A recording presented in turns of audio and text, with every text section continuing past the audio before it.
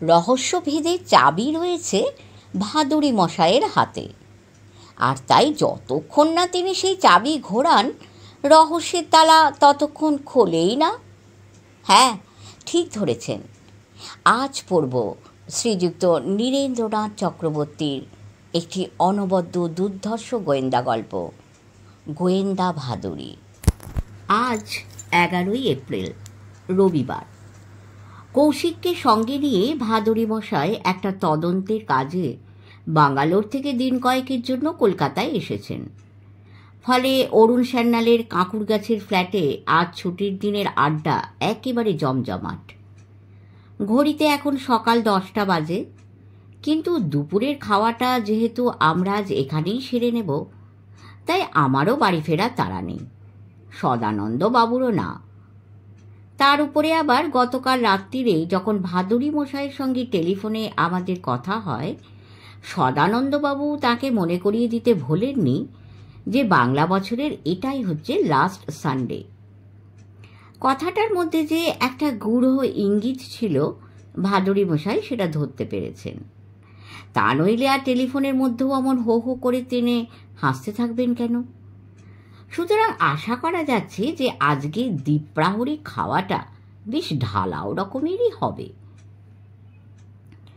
আড্ডা জমে যাবার অবশ্য আরও দুটো কারণ আছে।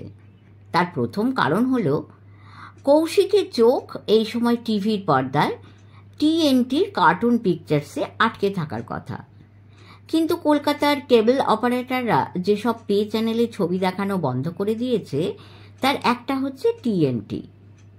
কৌশিকও তাই টেলিভিশনের সুইচ অন করেনি, এবং কার্টুন ছবির হুল্লোড় বন্ধ থাকায় একদিকে যেমন শব্দ দূষণের হাত থেকে রক্ষা পাওয়া গেছে, অন্যদিকে তেমনি আমাদের আড্ডাতেও কোনো ব্যাঘাতের সৃষ্টি হচ্ছে না।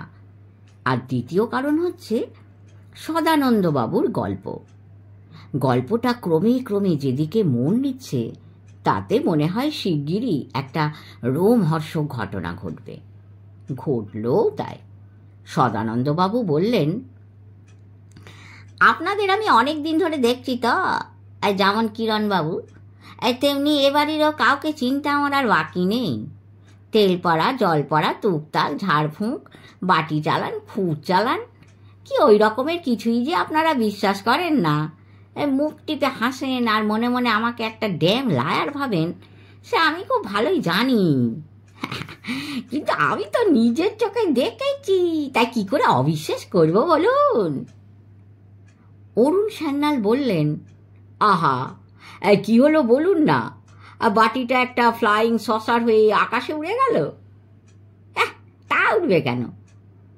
সদানন্দবাবু বললেন, এই না না, তা ওড়েনি, কিন্তু যা হলো সেও চারটিখানি ব্যাপার নয়। এই দেখুন, আমার গায়ে এখনো কাঁটা দিচ্ছে। বাটিটা তো এতক্ষণ নীলকণ্ঠ ঘোষের উঠোনের ওপরে একটা জিগ জ্যাক করছে, ঘোরাফেরা করছিল। হঠাৎ বলা নেই কওয়া নেই, দুম করে একেবারে, ওরে বাবা রে বাবা, সে এক ভীতি কিচ্ছিরি কাণ্ড মশাই। ওই যাকে আপনারা বুদ্ধিতে যার ব্যাখ্যা হয় না বলেন আর কি, সেই রকমের এক আনবিলিভেবল ইনসিডেন্ট। ভাদুড়ি মশাই মিটিমিটি হাসছিলেন। বললেন, খেলে যা, কি হলো সেইটা বলুন দেখি। আরে বলছি, বৃন্দাবন মাঝি যে বাটি এতক্ষণ নীলকণ্ঠ ঘোষের কাচারি ঘরের সামনেকার উঠোনের উপরে হরাইজেন্টালি ঘোরাফেরা করছিল, সেটা হঠাৎ ভার্টিক্যালি মাটির ওপর থেকে তা ধরুন 2-2.5 ফুট নাপিয়ে উঠে অ্যাব্রাপ্টলি একটা টার্ন নিয়ে কোথায় গিয়ে আটকে গেল জানেন? কৌশিকের চোখ দুটো দেখে মনে হচ্ছিল কোটর থেকে যে কোনো মুহূর্তে তারা বেরিয়ে আসবে। সোফা থেকে একটুখানি সামনে ঝুঁকে ঘড়ঘড়ে গলায় সে জিজ্ঞেস করল, হ্যাঁ কোথায়? নীলকণ্ঠ বুড়ি শাশুড়ির মা যায়।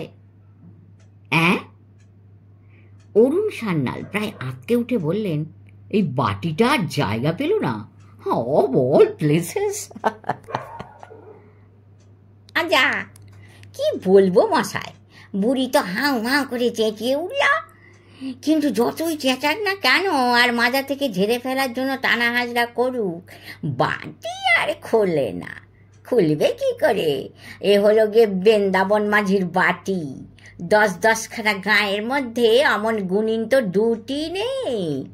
মন্তর পড়ে দিয়ে চালান করেছে কিনা, তাই চোরের মাজায় একেবারে জম্পেশ হয়ে সেঁটে আছে। তো এই হচ্ছে ব্যাপার। কৌশিক বলল, এই তার মানে নীলকণ্ঠ ঘোষের সোনা বাঁধানো নস্যির ডিবে তার শাশুড়ি চুরি করেছিল? এই করেছিল বই কি, অতি ধুরন্ধর জাহাবাজ মহিলা। তার উপরে ক্লিপ ক্লিপ, এই ওই যে কি একটা কথা রয়েছে বলুন তো? ক্লেপ্টোম্যানিয়াক। রাইট। এই যেখানেই যাক হাতের কাছে দামি কিছু পেলেই হলো, হাফিস করে দেবে। নীলকণ্ঠ ঘোষ তা জানতো?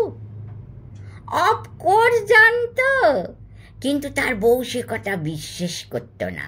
বলতো, ছি ছি, মেয়ে জামাইকে ভালোবাসেন বলে বরাবরের জন্য বেড়াতে এসেছেন, আর তার নামে কিনা যা তা সব বলছো। নীলকণ্ঠ এই নিয়ে আর কথা বাড়ায়নি, কিন্তু শেষকালে নস্যির ডিবে চুরি যেতে সে আর চুপ থাকতে পারলে না, বৃন্দাবনকে ডেকে পাঠালো। অরুণ সান্যাল বললেন, তা উদ্ধার হলো সেই নস্যির ডিবে?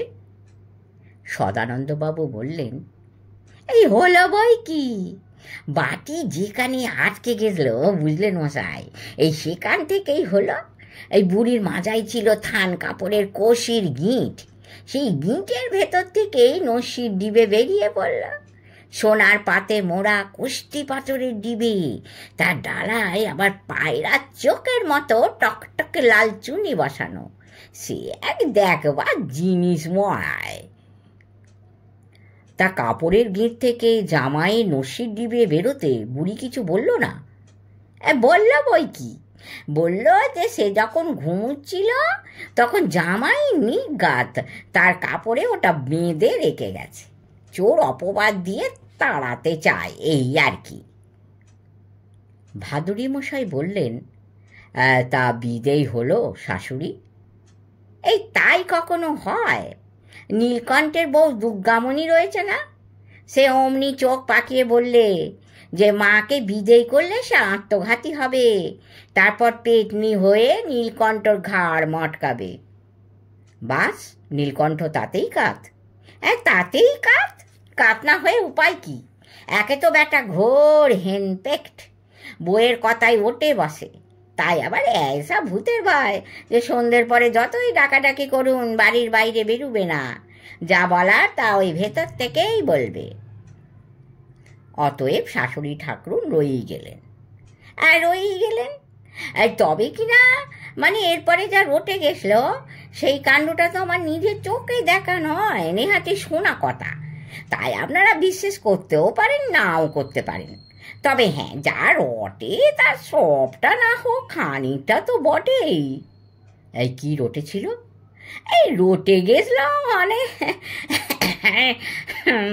এই ঘটনার পর থেকে রাত্রিরে ঘুমোবার সময়ও নীলকণ্ঠ ঘোষ নাকি তার বাঁধানো দাঁতের পাটি খুলে রাখতো না। কৌশিক বলল, কেন কেন? এই সোনা দিয়ে বাঁধানো দাঁত তো, নীলকণ্ঠের তাই ভয় ধরে গেছিল যে দাঁতের পাটি খুলে যদি ঘুমোয় তো শাশুড়ি সেটাও হাপিস করে দেবে। হ্যাঁ, বুঝলেন কি না? শুনে আমরা সবাই হো হো করে হেসে উঠল।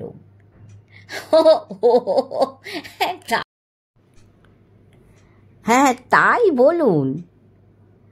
কিন্তু সদানন্দবাবু হাসলেন না, বললেন, হাসছেন হাসুন, কিন্তু আসল কথাটা ভুলে যাবেন না। বৃন্দাবন মাঝির বয়স একদিনে 90 ছাড়িয়েছে, কিন্তু সে মরে যায়নি। বলেন তো তাকে খবর পাঠিয়ে আনিয়ে নেওয়া যায়? অরুণ সান্যাল বললেন, তাকে আনিয়ে কি হবে? বাহ, এই ভাদুরী মশাই যাদের ধরতে বেরিয়েছেন সেই চোরগুলোকে ধরতে হবে না? বৃন্দাবন মাঝি এসে চোর ধরে দেবে? আহা হা! সদানন্দবাবু অসহিষ্ণু গলায় বললেন, এই কথাটা দেখছি আপনারা ধরতেই পারেননি। এই বৃন্দাবন কেন চোর ধরবে? দারোগাবাবু কি কখনো নিজের হাতে চোর ধরে? চোর ধরে তার সেপাইগুলো। তা বিবেচনা করুন যে বৃন্দাবন হচ্ছে গিয়ে দারোগাবাবু, কিন্তু তার তো সেপাই টেপাই নেই, থাকার মধ্যে আছে ওই বাটি। হ্যাঁ, বুঝেছি, কৌশিক বলল। ওই বাটি গিয়ে চোর ধরবে, নীলকণ্ঠ ঘোষের শাশুড়িকে যেমন ধরেছিল। কি ঠিক বুঝেছি তো? হ্যাঁ, কিছুই বোঝনি। বাটি কি আর অমনি অমনি চোর ধরবে নাকি? তার মধ্যে মন্তর পড়ে দিতে হবে না? বাটি চালানোর ওইটাই হচ্ছে আসল কথা, ওই মন্তর। অবশ্যই ভাদুড়ি মশাই যদি চান তো বাটির বদলে খুর কি কাটারি চালানোরও ব্যবস্থা করা যায়, কিন্তু সেটা একটু রিস্কি ব্যাপার। আর রিস্কি বলছেন কেন? কৌশিকের প্রশ্নের উত্তরে সদানন্দবাবু সস্নেহ হাস্য করলেন। তারপর বললেন, বোকা ছেলে, এই সহজ কথাটাও বুঝতে পারলে না? আরে বাবা, খুর কি কাটারি চালান করলে সে তো আর বাটির মতো কারোর মাজায় কি অন্য কোথাও গিয়ে সেঁটে বসবে না। কালপ্রিটের গলা অবধি নাপিয়ে উঠে আপনা থেকেই কোপ ঝেড়ে দেবে। না না না, সেসব রক্তারক্তি ব্যাপারের মধ্যে গিয়ে কাজ নেই। তার উপরে আবার মন্তরে ভুল থাকলে কালপ্রিটের বদলে অন্য কারো গলা তো কোপ ঝেড়ে দিতে পারে। সে তো কেলেঙ্কারির এক শেষ হবে। তার চেয়ে বাটি চালানি ভালো। ইনফ্যাক্ট ভাদুড়ি মশাইকে সেজন্যই অ্যাডভাইস দিচ্ছিলুম যে উনি বরং বাটি চালানোরই ব্যবস্থা করুন। তা তো উনি দেখছি গাই করছেন না। ভাদুড়ি মশাইয়ের কাজের সূত্রে কথাটা উঠেছিল বটে, কাজটা তদন্তে এবং তদন্তটা চুরির। এ সম্পর্কে ভাদুড়ি মশাইয়ের কাছে যা শুনেছিলুম সেটা খুব সংক্ষেপে বলছি। ভারত জুড়ে কারবার চালায় এমন একটা মিউচুয়াল ফান্ড তাদের বাঙ্গালোরের সদর দপ্তর থেকে দেশের হরেক জায়গায় যে ডিভিডেন্ড ওয়ারেন্ট পাঠায়, কলকাতার আমানতকারীদের অনেকের কাছেই তা ইদানিং পৌঁছচ্ছিল না। মাঝপথেই উধাও হয়ে যাচ্ছিল সেগুলি। শুধু তাই নয়, হরেক ব্যাংকে ভুয়ো অ্যাকাউন্ট খুলে ওয়ারেন্টগুলি ভাঙিয়েও নেওয়া হচ্ছিল। কিন্তু অনেক চেষ্টা করেও ধরা যাচ্ছিল না ঠিক কোন পয়েন্ট থেকে সেগুলি নিখোঁজ হচ্ছে। ডিভিডেন্ড ওয়ারেন্টগুলি ডাকে ফেলার পরে না কোম্পানির অফিস থেকে সেগুলি ডাকঘরে পৌঁছে দেবার আগেই গোটা ব্যাপারটা নিয়ে তদন্তে দায়িত্বে দেওয়া হয় চারু ভাদুড়ি ইনভেস্টিগেশনসকে। কোম্পানি থেকে যদিও শুধু ডাক বিভাগকেই সন্দেহ করা হচ্ছিল, কিন্তু কাজটা হাতে নেবার পর হপ্তাখানেকের মধ্যেই ভাদুড়ি মশাই বুঝতে পেরে যান যে কোম্পানির ভিতরেই রয়েছে একটা দুষ্ট চক্র। ডিভিডেন্ড ওয়ারেন্ট হাফিস করা ও ব্যাংকে জাল নামে জাল অ্যাকাউন্ট খুলে ঝটপট সেগুলো ভাঙিয়ে নেবার ব্যাপারে যাদের ভূমিকা একটা আছেই। কোম্পানির কলকাতা অফিসের ডিসপ্যাচ বিভাগের খাতাপত্র খুঁটিয়ে দেখে তাঁর ধারণা আরও জোর পেয়ে যায়। সেই অনুযায়ী একটা রিপোর্টও তিনি তৈরি করে ফেলেছেন। বাঙ্গালোরে ফিরে কোম্পানির হেড অফিসে সেটা তিনি সাবমিট করবেন। শুনে সদানন্দবাবু বললেন, তা তো হলো, কিন্তু চোরগুলো ধরা পড়বে তো? হ্যাঁ, পড়বে বলেই তো আশা করছি। ভাদুড়ি মশাই হেসে বললেন, তবে কিনা চুরিটা যে বন্ধ হবে আপাতত সেটাই বড় কথা। অবশ্যই আমার রিপোর্ট অনুযায়ী যদি কাজ হয়। কথাটা শুনে সদানন্দবাবু যে খুব খুশি হয়েছেন তা মনে হলো না। বেজার গলায় বললেন, আমি হলে কিন্তু ওই চোরগুলোকেই ধরে ফেলতুম মশাই। অরুণ সান্যাল বললেন, কি করে ধরতেন? এই প্রসঙ্গেই এসেছিল বাটি চালানোর কথা। সদানন্দবাবু হেসে বলেছিলেন, সেটা তো অতি সহজ কাজ মশাই।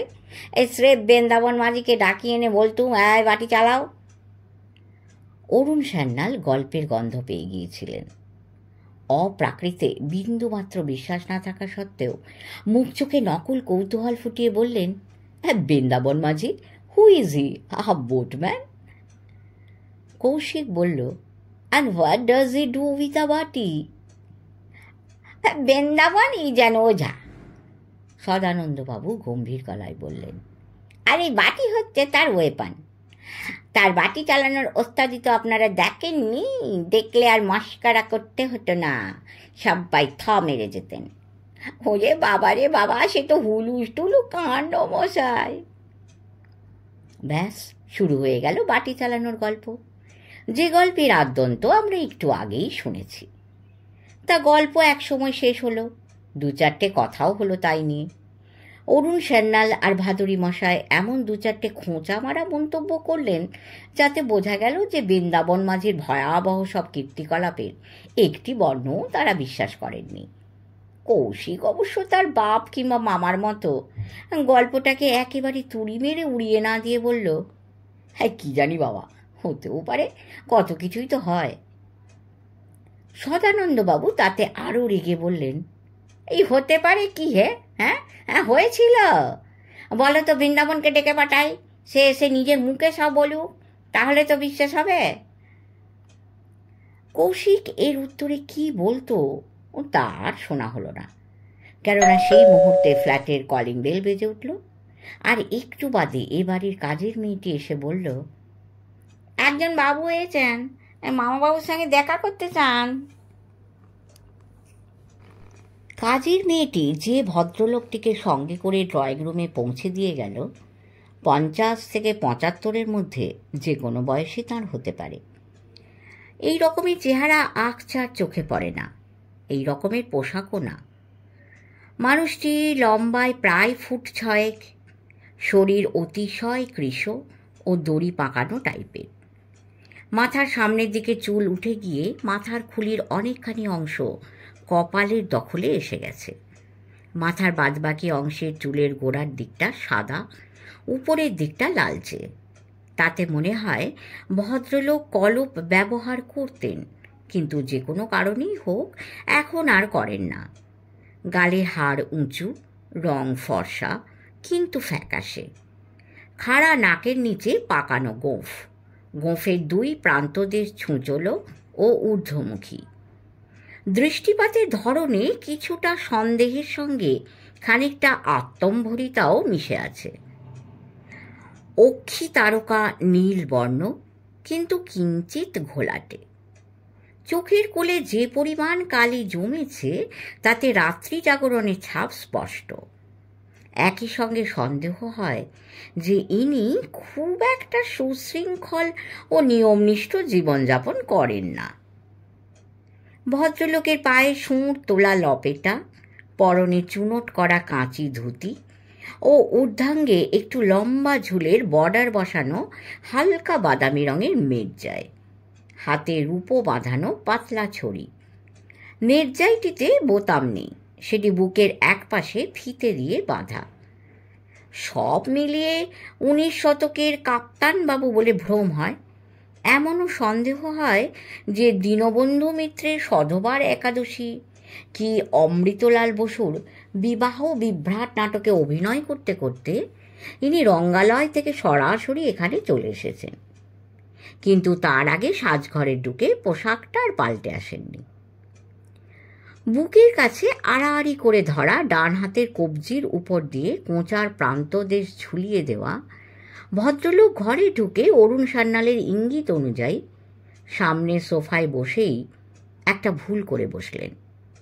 ডান হাতে ছড়ির ডগাটি ভাদুরী মশাইয়ের দিকে তুলে ধরে বললেন, কাগজে আপনার ছবি দেখেছে, আপনি নিশ্চয়ই মিস্টার চারু ভাদুরী। ভাদুরী মশাই তক্ষুনি তার প্রশ্নের জবাব দিলেন না, একেবারে স্থির চোখে তাঁর দিকে তাকিয়ে রইলেন কিছুক্ষণ।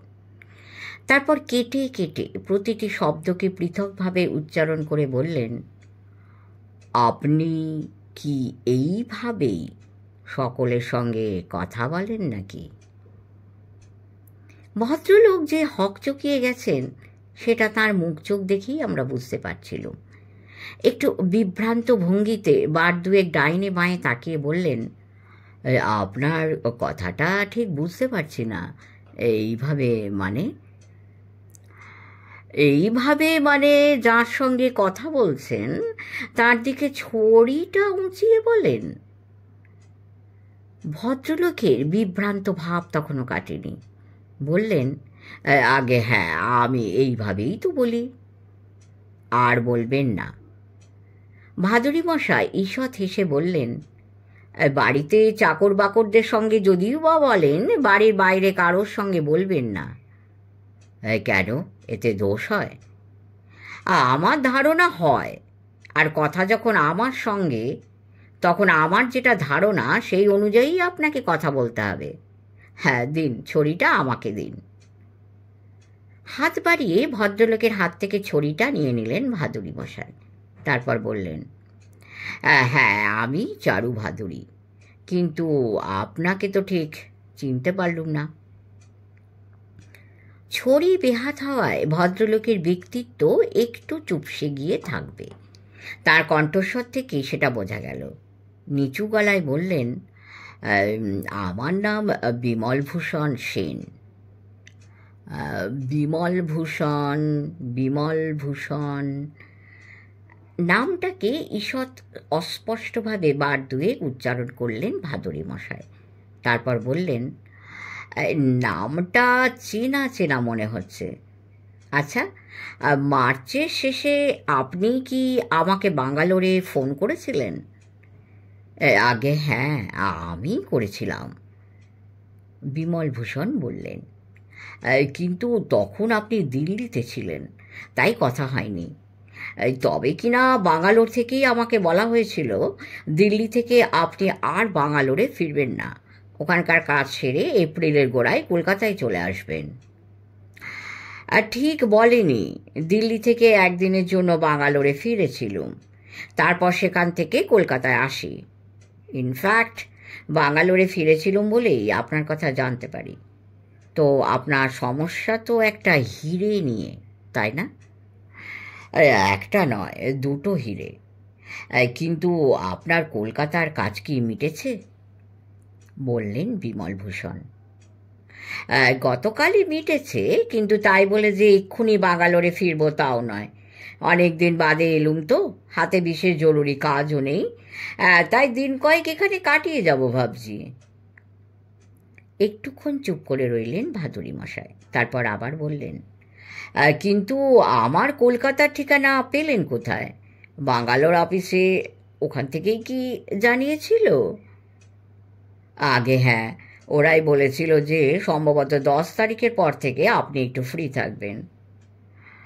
ও, তাই আর কোনো ফোন টোন না করে সরাসরি একেবারে চলে এসেছেন?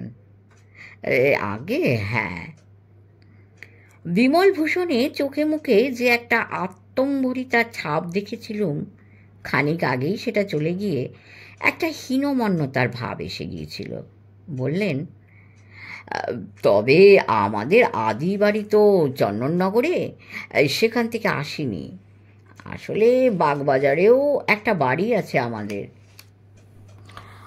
অবশ্য সেখানে কেউ থাকে না, ওই যা আমি মাঝে মধ্যে এসে 2-4 দিন কাটিয়ে যাই। আপাতত সেখান থেকেই আসছি। বাঙ্গালোরে ফোনটা করেছিলেন কোথা থেকে? চন্দননগর থেকে, বিমলভূষণ বললেন। ওই যে বললুম, ওখানেই আমাদের আদি বাড়ি, মন্দিরও ওখানেই। মন্দির আমার প্রপিতামহ কালীভূষণ সেন বানিয়েছিলেন, বিগ্রহ তিনিই প্রতিষ্ঠা করেন। কেন, বাঙ্গালোরে যিনি ফোন ধরেছিলেন তাকে তো আমি সবই বলেছি, তার কাছে আপনি কিছু শোনেননি? ভাদুরী মশাই বললেন, হ্যাঁ শুনেছি, কিন্তু তখন তো আমার কলকাতায় আসার তাড়া ছিল। তাড়াহুড়োর মধ্যে শুনেছি বলে সব কথা আমার ভালো মনে নেই। আপনি বরং গোড়া থেকে সবটা আবার বলুন। বিমলভূষণ অতঃপর যা বললেন তার মধ্যে আগাছা বিস্তর, অপ্রয়োজনীয় ডালপালাও নেহাত কম নয়। সেসব ছেঁটে ফেললে মোদ্দা ব্যাপারটা যা দাঁড়ায় সেটা এই রকম। কালীভূষণ ছিলেন ধনাঢ্য ভূস্বামীর একমাত্র সন্তান। পিতার কাছ থেকে উত্তরাধিকার সূত্রে যে বিত্ত ও জমিজমা তিনি পেয়েছিলেন, নিজের বুদ্ধি বলে তিনি তা আরও বাড়িয়ে নেন। চন্দননগর ফরাসি শাসিত এলাকা, তাই ফরাসি পক্ষের সঙ্গে তিনি সুসম্পর্ক বজায় রেখে চলতেন। অন্যদিকে চন্দননগরের চৌহদ্দির বাইরেও বিস্তর জমি জমা ছিল ইংরেজদেরও। সেই জন্য তিনি ইংরেজদেরও পারতপক্ষে চটাতেন না।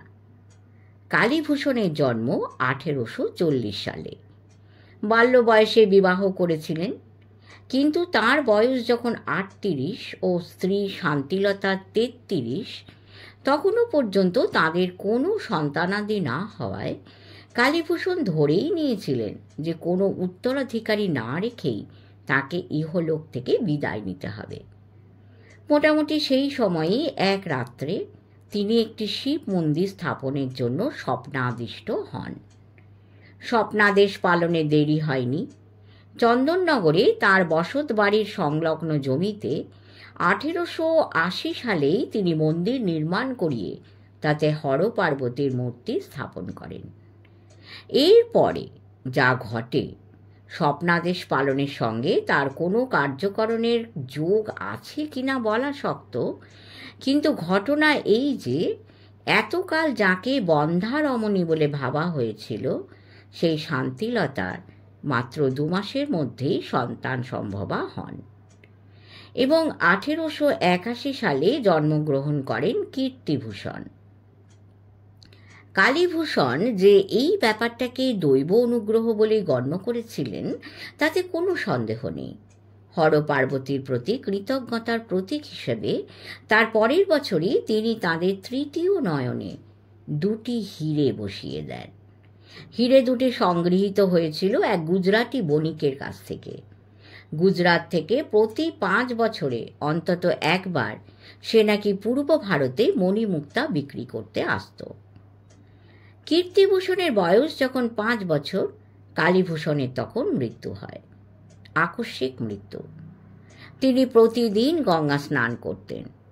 চন্দননগরের ঘাটে স্নান করতে গিয়ে একদিন তিনি আর বাড়িতে ফেরেন না। হঠাৎ বান আসায় তিনি ভেসে গিয়েছিলেন, পাড়ে উঠে আসতে পারেননি। ঘটনা 3 দিন পরে মাইল কয়েক উজানে তার মৃতদেহের সন্ধান মেলে। বিমল ভূষণের গল্প এই পর্যন্ত আসার পর অরুণ সান্যাল তাকে বাধা দিয়ে জিজ্ঞেস করেন, কীর্তিভূষণই তো আপনার ঠাকুরদা, তাই না?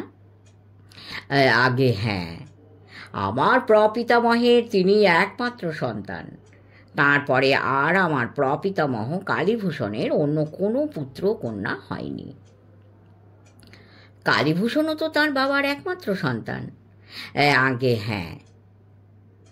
কীর্তিভূষণকে তাহলে 5 বছর বয়স থেকে বড় করে তুললেন কে? আর ওই সম্পত্তি, মানে কালীভূষণের সম্পত্তিও তো নেহাত কম ছিল না, সেসবের দেখাশোনাই বা কে করতেন? সবই করতেন আমার প্রপিতামহী, অর্থাৎ শান্তিলতা দেবী।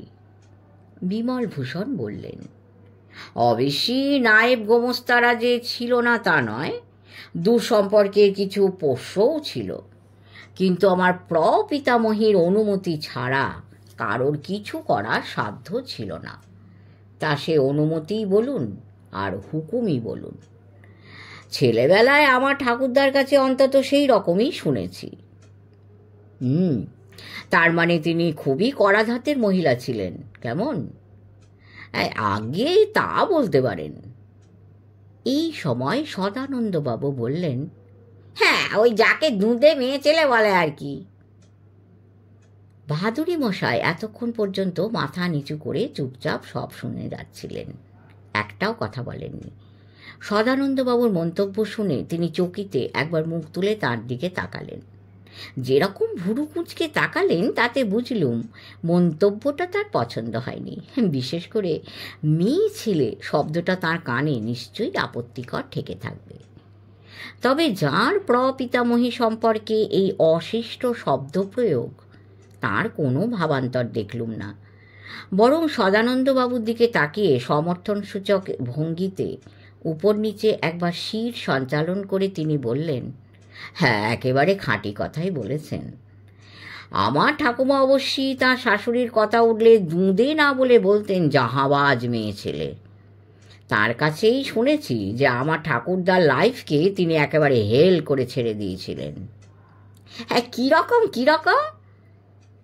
উৎসাহিত হয়ে সদানন্দবাবু তাঁর শরীরটাকে একটু এগিয়ে এনেছিলেন।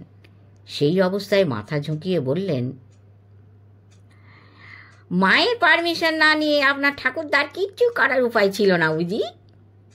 হ্যাঁ, কিছু না। উঠতেও পারমিশন চাই, বসতেও পারমিশন চাই। মায়ের পারমিশন পাননি বলে নাকি জীবনে কখনো শ্বশুর বাড়িই যাওয়া হয়নি আমার ঠাকুরদার। ঠাকুমার কাছে শুনেছি তাঁরও বাপের বাড়ি যাওয়া বন্ধ করে দিয়েছিলেন। হ্যাঁ? সদানন্দবাবু ডুকরে উঠে বললেন, এই বাপের বাড়ি যাওয়া বন্ধ? হ্যাঁ, বিলকুল। এ কি ভাবা যায়? না, ভাবা যায় না, ভাদুড়ি মশাই বললেন। কিন্তু ওসব বাদ দিয়ে এবারে কাজের কথায় আসুন। আপনার সমস্যা তো দুটো হিরে নিয়ে, তার কি হলো? ও দুটো কি চুরি হয়ে গেছে? প্রসঙ্গ একেবারে হঠাৎই পাল্টে যাওয়ায় বিমলভূষণ সম্ভবত ফের একটু বিভ্রান্ত বোধ করেছিলেন। সেটা কাটিয়ে উঠে বললেন, ও হ্যাঁ, হিরে। না, চুরি হয়ে যায়নি, কিন্তু হবে। জানলেন কি করে? আমাদের পূজরী ঠাকুর বলছিলেন গঙ্গার ঘাটে দুজন লোককে তিনি এই নিয়ে বলা বলি করতে শুনেছেন। এটা কবেকার কথা? মাসখানেক আগের। তার হপ্তা দুয়েক বাদেই আমি বাঙ্গালোরে ফোন করি। শুনে একটুক্ষণ চুপ করে রইলেন ভাদুড়ি মশাই। তারপর বললেন, হরপার্বতীর মূর্তিতে কি সারা বছরই হিরে দুটো পরানো থাকে? আগে না, পরানো হয় শুধু চৈত্র সংক্রান্তির দিনে, বললেন বিমলভূষণ। কিন্তু তার তো আর দেরি নেই। আগে না, আজ 11 এপ্রিল, 14 তারিখে সংক্রান্তি, মাঝখানে আর মাত্র 2 দিন। হিরে দুটো সিন্দুকে তোলা আছে। 14 তারিখে সূর্যোদয়ের আগেই সিন্দুক থেকে বার করে হরপার্বতীকে পরিয়ে দেব। শুনে আবার একটুক্ষণ চুপ করে রইলেন ভাদুড়ি মশাই। তারপর বললেন, আপনি চন্দননগরে ফিরছেন কবে? আজই ফিরে যাব। ভালো, আমি কাল সকালে যাচ্ছি। আপনি ঠিকানাটা লিখে দিয়ে যান। বিমলভূষণ একটা ছাপানো কার্ড বার করে ভাদুড়ি মশাইয়ের হাতে ধরিয়ে দিয়ে বললেন, ঠিকানা এতেই আছে, তবে কিনা দরকার হবে না।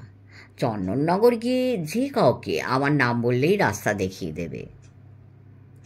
ভাদুড়ি মশাইয়ের হাত থেকে নিজের ছড়িখানা ফেরত নিয়ে নমস্কার করে ভদ্রলোক বেরিয়ে যাচ্ছিলেন। পেছন থেকে ভাদুড়ি মশাই বললেন, ও হ্যাঁ, একটা কথা ছিল। ঘুরে দাঁড়িয়ে ভদ্রলোক বললেন, হ্যাঁ বলুন। আপনি কলপ দেওয়া বন্ধ করলেন কেন? এতক্ষণে হাসলেন বিমলভূষণ। বললেন, চামড়ায় একটা র্যাশ বেরোচ্ছিল, ডাক্তারের অ্যাডভাইসেই বন্ধ করেছি। বিমলভূষণকে লিফট পর্যন্ত এগিয়ে দিতে গিয়েছিল কৌশিক। ফিরে এসে বলল, বাবারে বাবা, সোনা নয়, রূপো নয়, হিরে, তাও আবার একটা নয়, 1 জোড়া। এর দাম কত হবে মামাবাবু? ভাদুড়ি মশাই বললেন, তা কি করে বলবো, কত ক্যারেট তাই তো জানি না। তবে হ্যাঁ, যদি ইন্ডাস্ট্রিয়াল হিরে হয় তো খুব বেশি দাম না হওয়াই সম্ভব। আমি বললুম, আপনি তাহলে কালই ওখানে যাচ্ছেন? যাওয়াই উচিত, অরুণ সান্যাল বললেন। গাড়িতে করে গেলে চন্দননগরে পৌঁছতে কতক্ষণই বা লাগবে? কৌশিক বলল, বেড়ে কেটে ঘন্টা 1.5, অবশ্যই যদি জিটি রোডে জ্যাম না থাকে। যাও মামাবাবু, ঘুরেই এসো। ভাদুড়ি মশাই বললেন, আর তুই এখানে বসে ছুটি কাটাবি আর মায়ের রান্না করা ভালো মন্দ খাবি, কেমন? ও কথা কইবেন না, ও কথা কইবেন না, সদানন্দবাবু বললেন। খাওয়ার কথাই যদি বলেন তো আমি বলবো, এই খাওয়ার জিনিস চন্দননগরেও কিছু কম নেই। এই সূর্যি মায়েরা জল ভরা তাল শাঁসার নাম শুনেছেন? অরুণ সান্যাল বললেন, সেটা আবার কি বস্তু? সন্দেশ, বাইরে ছেনা, ভিতরে পিওর নলেন গুড়। অবশ্যই এখন 34 মাস, এই নলেন গুড়ের টাইম নয়, তাই গুড়ের বদলে ক্ষীর দেবে, একেবারে পাতলা ক্ষীর। খেতে খুব ভালো। শুনে এমনভাবে সদানন্দবাবু অরুণ সান্যালের দিকে তাকালেন যে তাতেই বোঝা গেল এই যে হাস্যকর প্রশ্ন তিনি জীবনে কখনো শোনেননি। বললেন, এ ভালো, কি বলছেন মশাই, এসে তো দেবভোগ্য জিনিস। একবার যদি খেয়েছেন তো বাদ বাকি জীবনের স্বাদ আপনার মুখে লেগে থাকবে। ওরে বাপ রে! কৌশিক হেসে বলল, চন্দননগর বলতে আমাদের তো একদিকে যেমন দুপ্লের নাম মনে পড়ে, অন্যদিকে তেমনি মনে পড়ে বীর বিপ্লবী কানাইলাল দত্তের কথা। আপনি সেখানে মিষ্টির খবরও রাখেন দেখছি। এই এত সব ডিটেলস জানার সময় পান কোথায়? যেমনভাবে অরুণ সান্যালের দিকে তাকিয়েছিলেন, আস্তে আস্তে মুখ ঘুরিয়ে ঠিক তেমনিভাবেই এবারে কৌশিকের দিকে তাকালেন সদানন্দবাবু। তারপর বললেন, ও হ্যাঁ ছোকরা, আমাকে দুপ্লে দেখিও না। এই শ্যালদায় থাকি বটে, কিন্তু আসলে আমি কোথাকার লোক জানো? ঘাবড়ে গিয়ে কৌশিক বলল, কেন, তারকেশ্বরের? অ্যান্ড হোয়ার ইট তারকেশ্বর?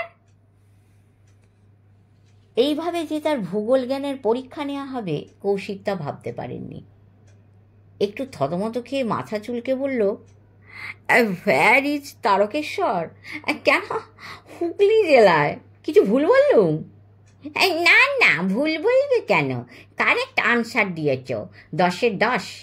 তবে কিনা তারকেশ্বর জায়গাটা হুগলি জেলার মধ্যে হলেও within the jurisdiction of the sub division of Chandannagar.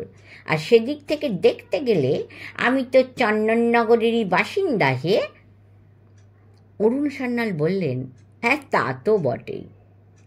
সদানন্দবাবু বললেন, তবেই বুঝুন, তা আমি যদি না সেখানকার হাঁড়ির খবর রাখি তো কে রাখবে?